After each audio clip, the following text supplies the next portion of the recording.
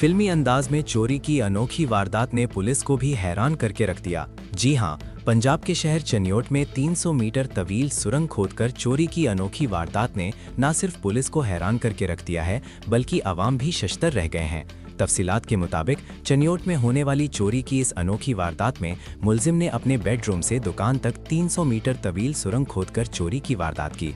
Report के मुताबिक मुलजिम ने फिल्मी अंदाज में वारदात की मंसूबाबंदी की और अपने बेडरूम से चावल की दुकान तक तकरीबन 300 मीटर तवील सुरंग खोदकर कई माह तक चोरी करता रहा।